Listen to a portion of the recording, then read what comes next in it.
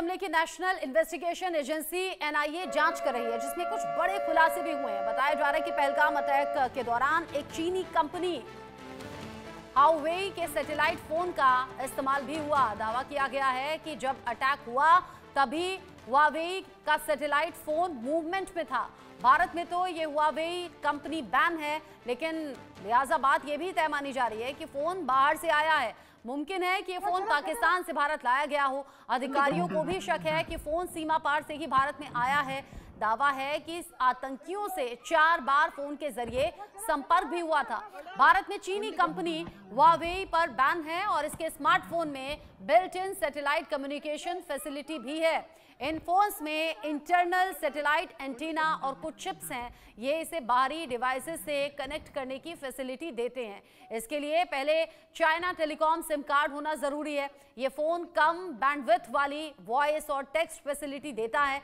बिना cellular coverage वाले areas में भी ये फोन काम करता है और ऐसे में हुआवेई सैटेलाइट फोन का यहाँ पर मिलना ये सीधे तौर पर बताता है कि ये चाइना से आया हुआ मोबाइल है और भारत में बैन है। और अब इसकी पॉसिबिलिटी मानी जा रही है कि आतंकियों के जरिए यहां हिंदुस्तान में लाया गया और पहलगाम अटैक के दौरान ही हुआवेई सैटेलाइट फोन में एक्टिविटीज ट्रैक हुई हैं। अटैक के वक्त हुआवेई सैटेलाइट फोन मूवमेंट में था। इसकी इन्हीं सब चीजों को देखते हुए कि इसमें इंसर्टेड चिप है, इसमें जासूसी हो सकती है या फिर अलग अलग सिक्योरिटी रीजंस की वजह से ठीक नहीं है, इसे भारत में बैन किया गया। हुआवेई सैटेलाइट फोन की गतिविधि का ऐसे टाइम पर ट्रैक होना ये बड़ा इंडिकेशन भी है, क्योंकि ये दुनिया जानती है कि चीन के इशारे पर पाकिस्तान नाचता है और पाकिस्तान के जब आतंकी कनेक्शन सामने आ रहे हैं तो माना यह जा रहा है कि अब जिस तरीके से ये फोन मिला है, कहीं चीन के कहने पर तो ये हमला नहीं हुआ या फिर चीन का इससे कैसे कनेक्शन है, क्योंकि अलग अलग तरीके से इसमें जो खबरें हैं अब निकलकर सामने आ रही हैं। मेरे साथ में 2 खास मेहमान जुड़े हुए हैं पहले से ही। इस बीच मेरे साथ में जुड़ गए हैं बिलाल बलोच भी, जो कि सीनियर बलोच जर्नलिस्ट हैं, फ्रांस से मेरे साथ में जुड़े हुए हैं। आपका भी स्वागत। इससे पहले कोचर सर और मीर सदात जी मेरे साथ में जुड़े हुए थे। अब जिस तरीके से सैटेलाइट फोन के बारे में जानकारी मिल रही है, क्योंकि मीर सदात इससे पहले ये कह रहे थे एविडेंस क्या है, सबूत क्या है, तो वो सबूत अभी छन छन कर सामने आ रहे हैं, जिसमें एक तो सैटेलाइट फोन दिया गया मेड इन चाइना।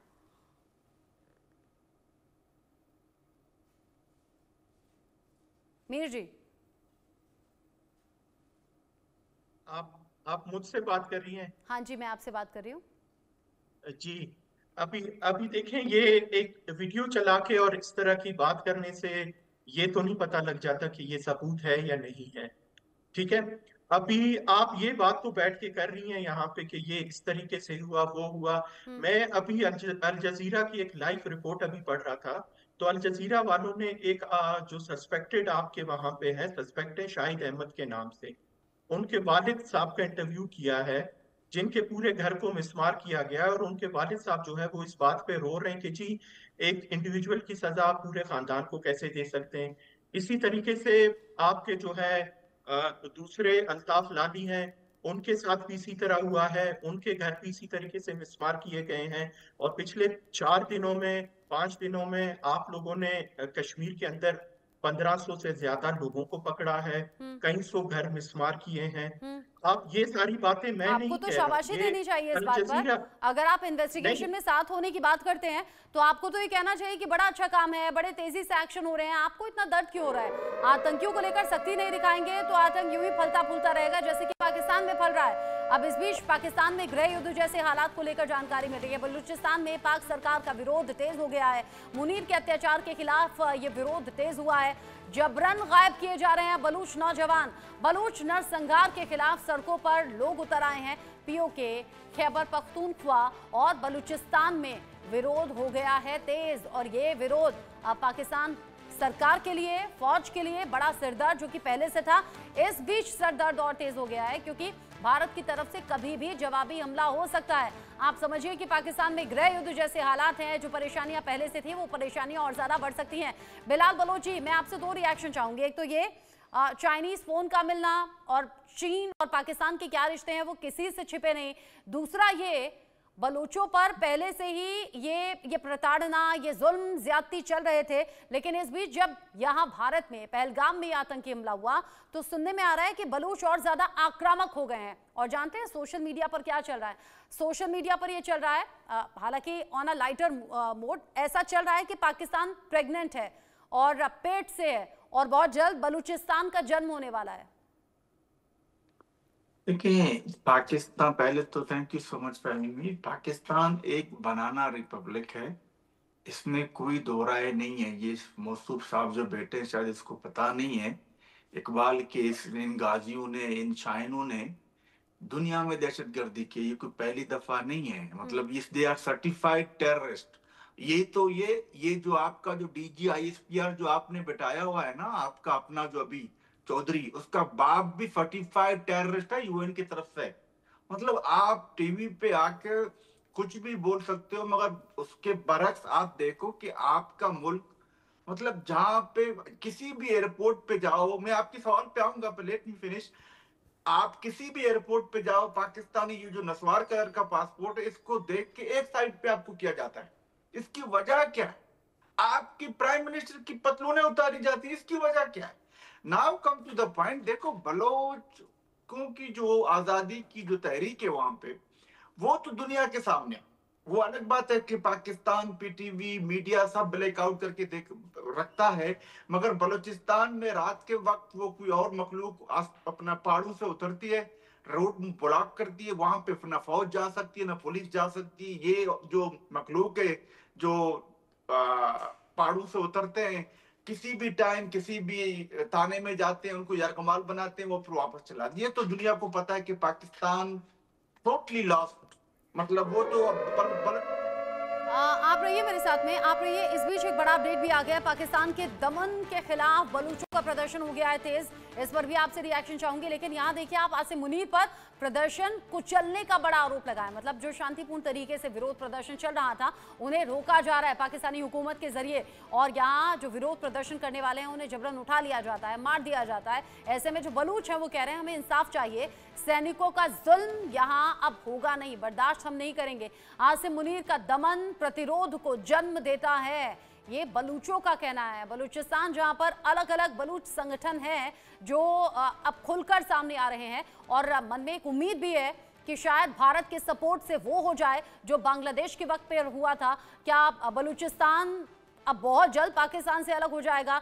इसी उम्मीद के साथ जो बलूच हैं, जो बलूच संगठन है, वो सड़कों पर हैं। और देखिए कुछ इस तरह के पोस्टर्स लगा दिए गए हैं पाकिस्तानी हुकूमत के खिलाफ, आसिम मुनीर के खिलाफ, शहबाज शरीफ के खिलाफ। और ये बलूचों का जो प्रदर्शन है, अब ये कुचलने का काम भी आसिम मुनीर कर रहे हैं। बिलाल बलोच जी, रिएक्शन आपका? मैं आपसे ये कहता हूँ, ये जो मौलवी हाफिज जो हैं, ये जो मौलवी है, ये मौलवी है, ये इसने मतलब इसकी दाढ़ी नहीं है, ये है मौलवी। ये अपने मर्जी से एक कुरानी आयत बताता है, लोगों को कहता है कि कोई गासिब है उसके हाथ काट दो, फला कर दो। मैं इस हाफिज से, आपके इस शो के तौसीर से पूछना चाहता हूँ, कुरान में कहाँ लिखा है कि बलोचों के बच्चों को अगवा करो? कुरान में कहाँ लिखा है कि 14 सालों से आपने बलोचों के बच्चों को लोगों को यरगमाल बनाया हुआ है? कुरान में कहाँ लिखा है कि कोई जर्नलिस्ट आपकी फैमिली की करप्शन की बातें करे, आप उनकी घर में घुस के रात के 2 बजे उसकी बहन को, उसकी माँ की तस्लील करो, उसके भाइयों को 2-2 महीने गायब करो? मतलब कुछ भी आकर तुम लोग टीवी पे बोल देते हो। ये जो गजब का जो खेल आपने शुरू किया है बलूचिस्तान में और दूसरे अक़वाम पे, जिसमें पश्तून है, सिंधी है, मतलब कहने का मतलब ये है कि आपकी जितनी भी रेट है, ना सिंध में कायम है, ना पश्तून में, ना बलूचों में। माफ है, पंजाब के वो भी लोग आपसे नाराज हैं, क्योंकि जो वहां से जीता था इमरान खान, आपने उसको जेल में कर दिया है। मैं कम टू द पॉइंट में आपको ये कहता हूं कि पाकिस्तानी जो आइडेंटिटी है, this is the threat for the all the world. मैं आपको ऑनेस्टली बताता हूँ, हिंदुस्तानियों से लोग नहीं डरते। हाँ। दूसरे लोगों, इवन के आपके नेपाल वगैरह से लोग नहीं डरते, मगर जहां पाकिस्तानी पासपोर्ट आता है, जहां पाकिस्तानी आइडेंटिटी आती है, वहां पे लोग सहमे हुए रहते हैं कि ये कुछ भी कहीं पर भी आपको बम फोड़ दे, कहीं भी अभी आपको दहशतगर्दी कर दे। हाँ। और रही बात बलूचिस्तान की, मैं आपको फाइनली बताता हूँ, बलूचिस्तान में इनकी कोई रेट नहीं है। जब चाहे जिधर चाहे कहीं पर भी जा सकते हैं, रोड ब्लॉक कर सकते हैं। और ये क्या कर सकते हैं, ये जाके मासूमों को उठाते हैं, जैसे कि मारंग बलोच साहिबा, ना उसके हाथ में लाठी है ना कुछ भी नहीं। और दुख तो तब होता है जब ये नहीं देखा जाता कि महिला कौन है पुरुष कौन है, और महिलाओं के साथ ज्यादती की हदें पार करते हुए उनका रेप तक वहां पाकिस्तानी फौज कर रही है। साथ ही साथ उनकी बीच सड़क पर इज्जत उतार दी जाती है, दुपट्टे खींच ले जाते हैं। ये बड़ा शर्मनाक सा है। और ये बलूच संगठन अलग अलग तरीके से अपने अधिकार के लिए, हक के लिए लड़ाई लड़ रहे हैं। लेकिन कोचर सर, जो सोशल मीडिया है वो बड़ी ताकत है आज के टाइम पर। वो बात छोड़ दीजिए कि पाकिस्तान के सोशल मीडिया पर तो जितने लोग हैं वो जहर उगलने का काम करते हैं, लेकिन यहाँ भारत में बड़ी मांग हो रही है और वो कह रहे हैं ये एकदम सही वक्त है और सही वक्त पर भारत को चोट कर देनी चाहिए, पाकिस्तान के टुकड़े टुकड़े करके। देखिए, आज पाकिस्तान जैसे बलूच जी ने उसको बताया है बिखर चुका है। और मैं आपको एक छोटा सा एग्जांपल देता हूँ। जब 1947 में इंडिपेंडेंस हुआ था और दो देश बने थे, भारत और पाकिस्तान, और जो मुहाजिर पाकिस्तान गए थे यहाँ से, जिन लोगों ने ऑप्ट किया था पाकिस्तान में रहना, आज भी उनको एक पाकिस्तानी सिटीजन का एक उनको आइडेंटिटी या उनको एक स्टेटस नहीं दिया जाता और उनको बिल्कुल एक इसको शेड्यूल्ड कास्ट की तरह रखा जाता। दूसरा, ये जो president chief of army staff Munir, Muslims के साथ इतना अगर लगाव था तो 1 लाख अफगानिस्तानी मुस्लिम जो आपके देश में रह रहे थे उनको आपने अफगानिस्तान वापस क्यों भेजा? ये सवाल है पाकिस्तान की आइडेंटिटी के लिए और पाकिस्तान के डबल स्टैंडर्ड्स के लिए। आप एक तरफ बोलते हैं कि मुस्लिम अलग सोचता है, उसकी एम्बिशन अलग है, उनका फलाना अलग है। तो अगर अच्छा, ये तस्वीरें तो हम लगातार दिखा रहे हैं, all funds for us only, यानी कि आसिम मुनीर का यहाँ फोटो और फिर दिखा दिया गया कि किस तरीके से सारे फंड सिर्फ हमारे लिए हैं। इस बीच भारत के सामने पाकिस्तानी फौज ने घुटने टेक दिए हैं। Pakistani army chief Asim Munir underground हो गए। अरे वाह, ये तो बड़ा अपडेट है। पहले अपने परिवार को सेफ सिक्योर विदेश भेज दिया और अब खुद भी अंडरग्राउंड हो गए हैं। 4 दिन से पाकिस्तानी फौज के साथ मुनीर का कोई संपर्क नहीं हो पाया है। जंग की आड़ के बीच में मुनीर के गायब होने की खबर है। मुनीर का परिवार पहले ही पाकिस्तान छोड़कर भाग चुका है। और आसिम मुनीर अकेले नहीं, आर्मी चीफ होने के नाते तो बड़ी जिम्मेदारी होनी चाहिए थी, लेकिन 4 दिन से पाकिस्तानी फौज से संपर्क आसिम मुनीर का नहीं हुआ है। साथ ही साथ आसिम मुनीर के साथ साथ सेना के कई और ऐसे अधिकारी हैं जिन्होंने अपने परिवार को सेफली विदेशों में भेज दिया है। यहाँ तक कि बिलावल भुट्टो जो कह रहे थे कि पानी रोक दोगे तो खून की नदियां बहा देंगे, उन्होंने तक अपनी फैमिली कनाडा भेज दी है। मीर सदार जी, युद्ध लड़ेंगे कैसे? आसिम मुनीर तो खुद ही गायब हो गए, परिवार पहले ही विदेश भेज दिया था। आर्मी चीफ क्या ऐसे होते हैं? वो कहते हैं हजारों ख्वाहिशें ऐसी कि हर ख्वाहिश पे दम निकले। ये विशफुल थिंकिंग है आप लोगों की। ये आप लोगों को पता नहीं ये खबरें कहाँ से आती हैं। आप ये कह रहे हैं कि पता नहीं बलूचिस्तान में क्या हो गया है, यहाँ किसी को पॉलिटिक्स नहीं करने दिया जा रहा। मैं आपको कल की बात बताता हूँ। मैं यहाँ पंजगुर में हूँ, ठीक है। कल यहाँ पे अख्तर मेंगल साहब हमारे ऑपोजिशन के काफी बड़े लीडर हैं और काफी वोकल है। उन्होंने कल पंजगुर में अपना पॉलिटिकल शो किया है, अपना जलसा किया है, और आज वो यहाँ से रवाना होके नोशकी, वो नोशकी में जाके अपना वो कर रहे हैं। पाकिस्तान के अंदर जो पॉलिटिक्स है, जिसने पॉलिटिक्स करना है उसको पूरी इजाजत है पॉलिटिक्स करने की।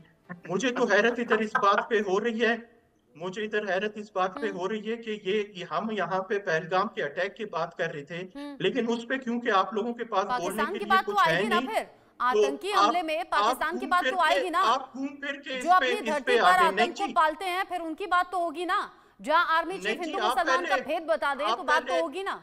आप पहले कश्मीर की बात करें। आप पहले मुझे ये बताएं कि रूहुल्लाह मेहदी साहब जो आपके अपने स्टेट मिनिस्टर रहे हैं, वो अपने ट्विटर पे बैठ के कहते हैं कि जी कश्मीरियों को सबको कलेक्टिव पनिशमेंट दी जा रही है। आपके फॉर्मर चीफ मिनिस्टर बैठ के यही बात करते हैं कि जी किसी और की गलती की सजा वो कश्मीरियों को कहावत आपने सुनी है क्या मीर सदार जी? मीर सदार जी सुनिए ना, वो कहावत आपने सुनी है क्या? शरीर में अगर किसी अंग में कोई ऐसा जख्म हो जाए जिससे शरीर गलने लगे या फिर कैंसर जैसी बीमारी हो जाए तो डॉक्टर्स भी सजेस्ट करते हैं कि ये हिस्सा काटो और फेंक दो, भले ही उसमें आज दर्द होगा लेकिन भविष्य सिक्योर हो जाएगा। इसी तरह के एक्शन की जरूरत है और ये देश भर से मांग उठ रही है, होना चाहिए। जो भी आतंक के साथ मिले हुए हैं, जो भी ओवरग्राउंड वर्कर्स हैं, उनके खिलाफ सख्त कार्रवाई नहीं होगी तो 100 और उठ खड़े होंगे। काश कि आपने की होती अपने मुल्क में इस तरह के एक्शंस की कोशिश। अगर ऐसा किया होता तो आतंक खत्म हो गया होता, जिसने खोखला कर दिया पाकिस्तान को। देखिए, मैंने मिस पर्सनल आपको पहले भी यही बात कही, मैंने कहा वहां पे जो टेररिज्म हुआ है उसकी सारी जिम्मेदारी दिल्ली पे जाती है, क्योंकि दिल्ली कश्मीर को डायरेक्ट कंट्रोल कर रहा है। मैंने आपको बताया, आप लोगों के 2 हफ्ते पहले पाकिस्तान में जो आए दिन धमाके होते हैं उसके पीछे जिम्मेदार कौन है? पाकिस्तान में जो आए दिन बेकसूर बेगुनाह लोगों के चिथड़े उड़ जा रहे हैं, एक के बाद एक धमाके होते हैं, वो किसकी वजह से हैं और उसकी जिम्मेदारी किसकी है?